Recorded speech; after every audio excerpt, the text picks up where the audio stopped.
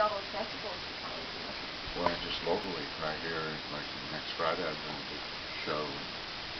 Brookings, we're doing a show in 2 weeks. In Florence, the week after that.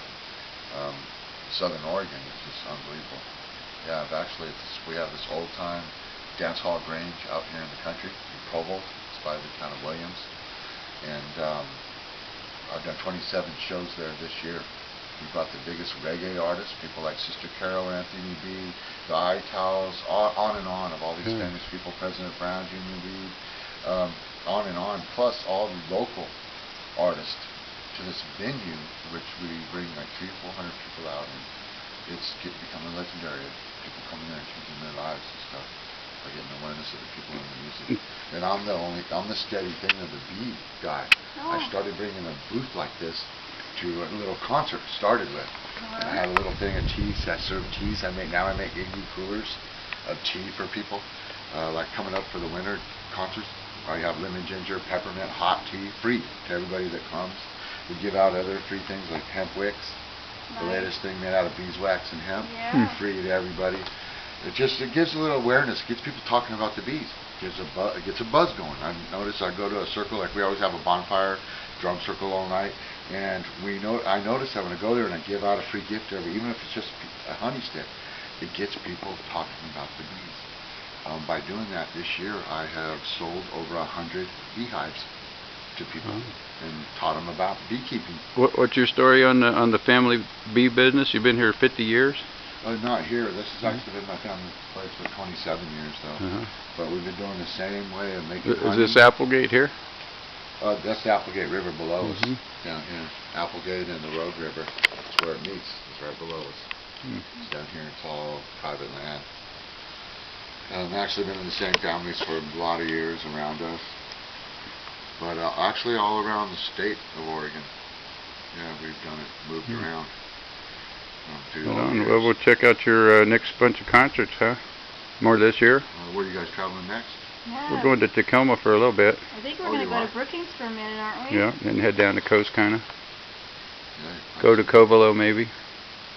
Provo, it's not very far. It's 20 minutes that way back from Williams, 238. That's our next one this Friday. Tacoma, there's some big ones coming up out there.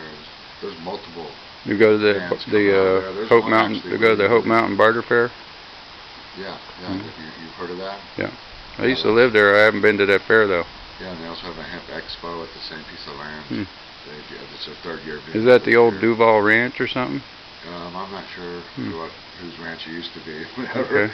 I know I've met people who are running now, but it's a pretty magical place. What's your name? Cool. Ted. They call me the Bee Man. Ted. My name's Ed. Hi, nice to meet you. Call me Ed the Dread. There's Judy. Nice to meet you. So you were kind of mentioning some things a few minutes ago about, like, you do some things to educate people about the bees when you're telling them, or yeah, because you're building. How do you educate them? What do you want to tell people about the bees? Well, just in general, some of the steer to like simple statistics about the important number one thing people need to be aware of in America in general is 80% of all honey products, and that's like everything in a store like Albertsons, Safeway, anything that says honey on it is cooked. It's not real honey. It's in general corn syrup, Monsanto corn syrup. Wow. 80% of all honey products in America. That includes the propolis, pollen, royal jelly, beeswax, everything that goes along with it is all no good. Medically, it is no good. It's just like fattening up with sugar.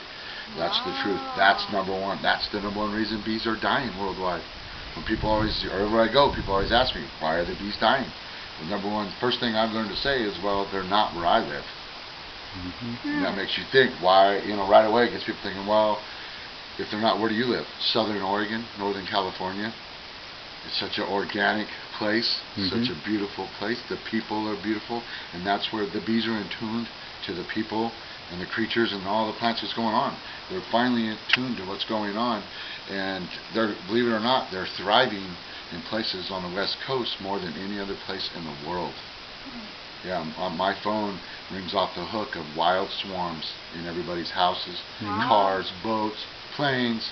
I can go on and on. Barns, every kind of tree, old libraries. I'm actually writing a book about all the experiences. We have pictures of them, and it's amazing what the bees are doing. Are you the here. bee charmer? Yeah, not really. I get stung once in a while, but I've seen be more like the medium between the bees and the people. You know, more than I have older family members that are like in their 90s that are more like that. Really in tune to the bees. They love the bees. They live in the bees. They don't hardly leave their farms or their bees. And when they heard about me going out, making teas and other medicines and really pushing the propolis, the pollen, the royal jelly, the honeycomb, the beeswax, and then the honey is the last thing I actually sell and push. They really didn't think I would go far by doing it. What do you think the biggest benefit of this raw honey is for people, health-wise? Yeah, not being cooked, and it denatures it somehow, and then you say they add a bunch of corn syrup to it, the commercial stuff. Yeah, and I know it's got live enzymes and stuff. It's like most foods. That's why, like I was telling about the statistic part of that. Just like most foods, is all go into that realm of being poisoned of some sort, some chemical, something like that in all the stores. But medically, if you get it from the beekeepers, which you got 20% chance. Look for the honey signs. Look for local growers markets. Even those are hard to get now. You almost have to find a beekeeper that has hives to get real honey. It's such a shady business. Yeah. But medically, it's unbelievable how far of a range all these things can do. The honey, like I just named all the 6 products out of the hive. All 6 products are all miracle medicines individually, and they're all made separately in that hive. The strongest medicine they make is the propolis. And that's like a combination of a beeswax and a sap together. Yeah, they collect it off the blossoms and bark off hardwood trees, bring it back to their hive, where they use it to repair and sterilize their hive. Ends up it's one of the strongest antiseptics, antibiotics on the planet Earth. It's been used since clear back. Documentations go back to 650 BC as using it as some of the strongest medicines to cure almost everything. But the number one thing it's been used for in 40 years in Europe is cancer. Yes, and they've done studies of people that eat it every day. They don't get cancer, cataracts, Alzheimer's, all these different things as they get into their 90s and their 100s. So it has proved that it's like an antibiotic in a way. It builds up your immune system so you fight off everything as you go. But it's rare and it's hard to get.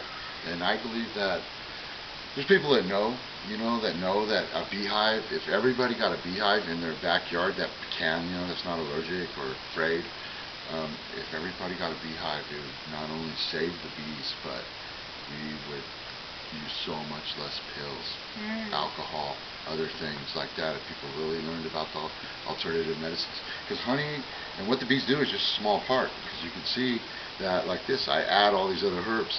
Yeah, sky's the limit of what you can actually add to your honey and your propolis and your pollen to make super medicines that not only give you energy but clear to helping fight cancer off. So it's pretty, and that's why we make these. We custom make them for every kind of medical patient, stuff like that.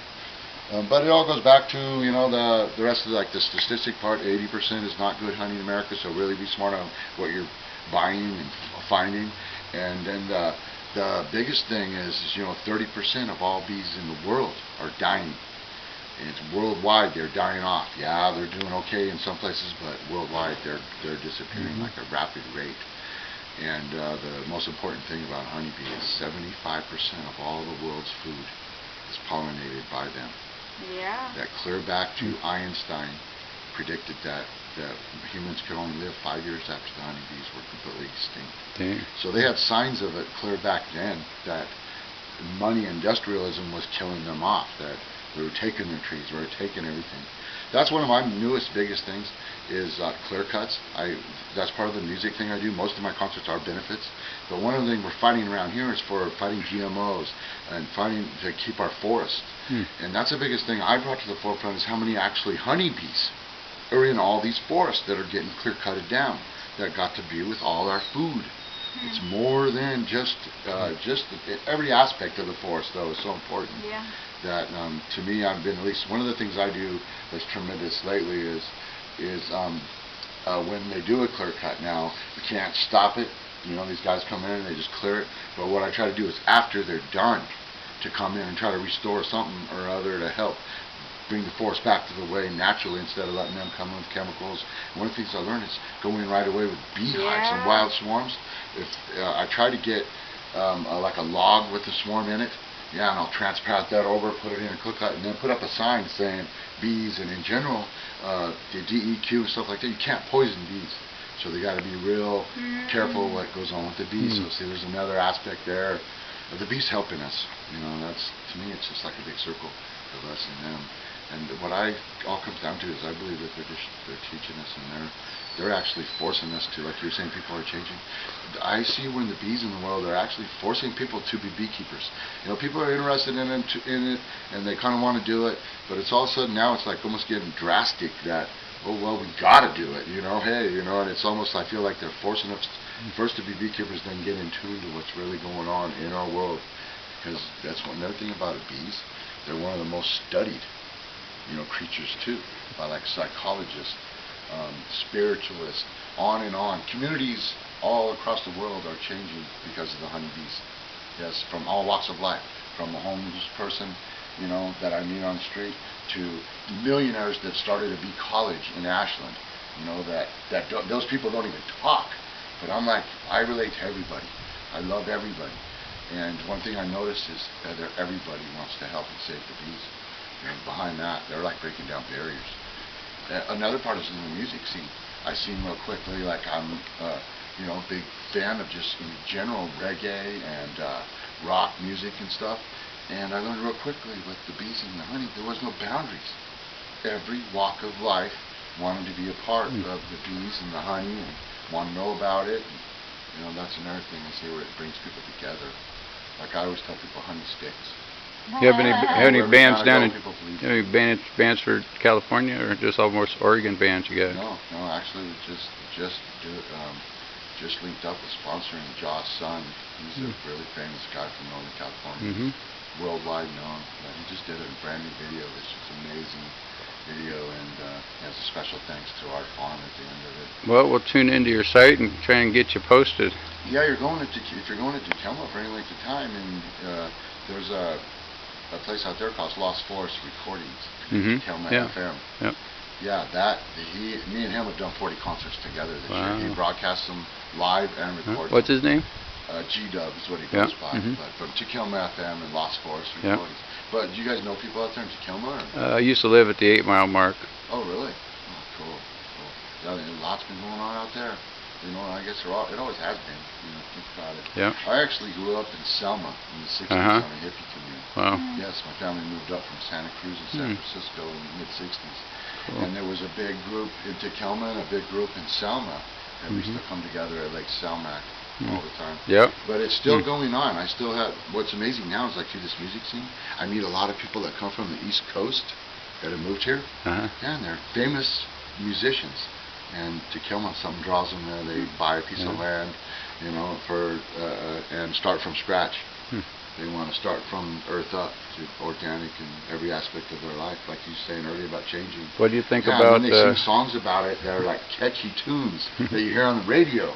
That's what's been going on to like a 30s generation around. They're all around 30, and so like I have a son that's 20. I'm 50. It's like in that middle where we love these guys together at the shows. We both know all their songs, and it goes like the honey. There's a generation thing of this new music coming out. Behind it all it's like a huge Rasta movement. The truth is, everybody's trying to live the one love. What like Bob Marley preached for so many years, and he's still, it's so famous. I did Reggae on the River, Reggae on the Hills, Sierra Nevada Music Festival. That's just some of the ones I did down in California this year. That's when I personally seen how big this is. It's not something that's going away. No, it's not. It's getting bigger and bigger. Huge, They're moving them to bigger things. Reggae on the River is going back to its original location. French camp there. Yeah, right on. Sure. Yeah, and like what's happened to me, I just went to them, and I usually sponsor a band that I bring from Oregon, or I sponsor one from California, and then I go and I bend and talk about the bees. Is already this year, a whole bunch of them already contacted me about speaking at them next year, doing beekeeping workshops. My newest thing is these hempwicks. I do a little workshop where I just do a little 1-burner stove, heat up our beeswax, and hempwick. Have people cut it, you dip it, and there's your hempwick. with a book of matches. Mhm. And that's my goal is to get every person, just show them how matches and hemp wicks. You know, just to plant the seed. It's just like the medicines they make. It's to plant the seed for the next 10, 20 years, the next generations. It's not so much I'm only going to change everything now, but just to get people thinking, wow, we don't need lighters. Well, it's cool not to have a lighter. Here's a match in a hemp wick. We make it ourselves. No more butane, no more, and it's medically awesome. This thing, when you burn the beeswax, it kills all the pollen in the air, negative ions in the air, just like a really good beeswax candle. These hemp wicks work the same way. You can wrap around your lighter, wrap them around your pipe, wrap them around anything, and they last for a long time. This is our newest thing. What's the hemp core of it, huh? Stay dry.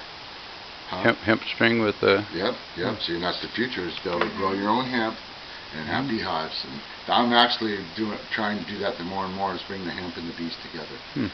Because what we learned is every aspect of hemp mixed with the honey product is tremendous. Wow. Now you imagine all these, I make these in 100 flavors, with or without ganja. We also have things called honey drops, honey throat drops, elderberry propolis, Have pollen. any salves? Yes, salves too. We make a line of salves with and without ganja. Everything we do actually is with or without ganja too. Pretty neat. What do you think, Yeah. Judy? Got any more questions for Ted? Well, I can't think of any right now. This has been pretty spectacular. Yeah, you were talking and about the the- beehives. You were giving classes or something Yeah, about the because beehives. that's behind it's my vision, which I started giving all these people around the world, helping the musical artists. You imagine this does tremendous for their throats, for singing. That's one of the biggest things where I roped them in. Is I used to go to concerts and just give a gift box to the band backstage. And that's right away they got me in vending at the shows.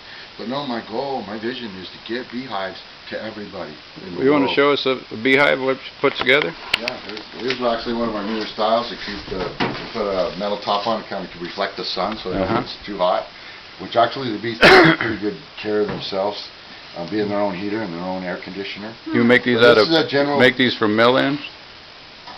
You can actually make them any kind of wood, Uh-huh. and the main trick is it's no plastic, so it's all organic. Means that this is made out of beeswax. Oh, What is that web in there? That's just where the that's comb. beeswax. Yeah, what they do is they fill this all in, Uh-huh. wax and comb, and then we slice off the wax off it and put it in a spinner, and it spins around. We spin it around that way, spin it back, and you pull it back out. These are brand new, but you can actually reuse these like 2-3 years in a row. Wow. What's your box cost there for one? These are like 200, 300 with bees. It's like a foot and a half And by they'll 2.5. fit 10,000 bees inside of them. Really? And depending on where you live, they can fit. This is just the regular brood chamber box for them, but then we have super boxes that you collect honey, and also you can build them custom for honeycombs and different propolis and different products you want to collect out of the So hive. you can focus your box towards more specific. Medicine, honey, or just pollinating your garden. But the way your box is built determines on what the product is going to mostly be from that hive? Yeah. Oh, Not so huh. much the bottom, but other ones you add on, Huh. which can yield up to 5 to 10 gallons of honey out of one of these. In a season or a whole Yeah, year? that's 3 or 4 months. That's just during the summer. Yeah. Wow. So it's pretty amazing. Imagine when you got like 100 of them, then you're making a lot more stuff. How often do you harvest from your box? Just once a year. Once a year? Yes. How many hives do you think you have now? Well, personally ourselves, we have probably around 100, and through all my family, we're up to 600. People are actually signing on. We had one person that retired, semi-retired last year from my family, and I took over 100 of his hives, and I ended up selling 50 of them to people that I met at all the shows that wanted to become beekeepers. Yeah. That's why I would have had more. But in That's general, right. that's all. Most people are getting more. It's more of a younger and more people wanting more hives, and that's what we've learned. So I decided right away, instead of just having a small little family of my immediate blood family involved, I decided my family to be everybody that's interested in beekeeping. Right. Anybody who wants to be a farmer or beekeeper is going to be part of Singing Bird Family Farm. Righteous. Right. Yes, that way, and I've learned through most of it is people are steering less towards commercialism than sharing, making medicine out of them, and they don't lose their bees. Because I believe the number one reason bees are dying in the world, we could say chemicals, cell phones, and all these aspects are affecting them. But the real reason, it's money, it's greed. It's because we got lost sharing somewhere along the line. Money's worth more than most, in most places and in most countries. It's really bad. And in a couple countries, the bees are already extinct. And what was interesting is earlier today, these family came here they're actually from Taiwan to L.A. and they were up here because of a bee college in Ashland they heard about. They came up to donate money to because they want to start their own school in Taiwan where the bees are basically extinct. Wow. And they're trying to bring them back. So that's pretty interesting how far actually how far the reach is for the bees, and it's bringing us all together. I believe that the universe is bringing us to every walk of the earth, and we've all got to get together to save this and change things. Well, shoot, man. Sure awesome to meet you. Yeah, thank you so much. We stopped at 4 yard sales and a couple other things, and each time we needed to keep going, kind of, but we needed to, we're not going to get back here for a while, so I don't know. Judy, And you're heading down to California, huh? Yep. Because I'm doing a bunch of stuff down that way too here this next month. I might try and get a hold of you about getting in on our Walmart parking lot tour of the garden party. Where's that at? We're just going to try and pull off a model of it in Chico. Oh, really? And Yeah, I'm big in Chico. Yeah. One of my bands is from Chico, Mystic Roots Band. Yeah. But I'm going to be down there Friday the 27th for a big Halloween party at Concow Lake Campground. Have you heard of that place? Yeah. Concow Lake? Yep. Oh, yeah. Dude, I love that place. Our friend's up at Stone Mountain right there by Jordan Hill and Concow. Oh, really? Yeah. Yeah, no, that'll be my 4th show this year at Concow, the Halloween harvest party. Neat. Well, we'll I tune love in that with you place before there. that. I'm actually, money that I'm making off my business, it's going back to save that place there. We want to keep it that original Indian village and sweat lodge. And it's a life-changing place there. I brought people there that came back, quit their jobs, and changed their lives just by spending a weekend there with the people in Concow and the sweat no lodge kidding. there. Wow. Yeah. And the music, we had the Wild Mountain Fair was there, the Dragonfly Festival was there, so they have, the Wild Mountain Fair is getting to be big type of festival. Yeah, I'm going to be a big part of that this next year. I just kind of, when I stepped foot on Lake Concow, I felt like family. When in Dragonfly Festival, which was about a month ago there, like I told you, all the places I went this year and all the festivals, there was nothing like Concow and the bees. There was millions of bees. Everywhere you went, you just see them cover every little flower, every blossom. Yeah, I never seen that anywhere else either. And then the stories that people told me about seeing swarms all around in that area, that after the fires, they came back and they thrived more than before the fires. So yeah, it was, to me, it was like, wow, this is a spiritual place here, because I know the bees, and they tend to go to places like that, where they feel better and they feel like where they're needed, I think, is that they restore that place, Wow. replenish it, and they are. And nobody got stung. Out of hundreds of people, I kept asking them, because I'm usually the first one to know when somebody gets stung at an event. Because the bee man, they're thinking I got some remedy too. Do ya? Honey, number one, eat some honey, it's sweet. And then we make those bee balm salves. Those work good too. You rub on it. But in general, I learned like little kids, give them some honey, and they're like, oh, that tastes good. Yeah. And just their That's mind the off best of it kind of for a minute. medicine, huh? Got any good Yummy. Bible quotes about the bees? No, not really. I think there's something in the Song of Solomon, I can't remember. It's checking out the pomegranate trees, something about the bees and some other stuff, and how the garden's going and the purslane's growing, and Yeah, I know it goes back before. the land of milk and honey. That's two of the Yeah. two right up at the top there, huh? Oh, wow. Well, we got the Milky Way, and we got honey. And the bees, letting us know when we're getting close to the end, or we need to get together. I believe that the bees are a big part of that. They're letting us know already we need to start changing. Things need to change. And everybody asks me, well, what do we need to change? Well, shop local. Grow organic. It's not too complicated. Actually, it's what I always tell everybody. Like my grandparents who are 90s in Montana, they're like, this is nothing new. You want me to tell you how we lived when we were kids? They didn't call anything organic back then. It just was. And that's what it is. We're reaching back. We're trying to get back to the way they lived before we got all poisoned by pills and poison food, doctors and I stuff. think we could bug you for a jug of water before we go. Oh, sure. It's really good to see you, Heading man. out to Tacoma right now? Yeah. Yeah. Yeah, I love it out there. Hey. The Illinois River is just beautiful.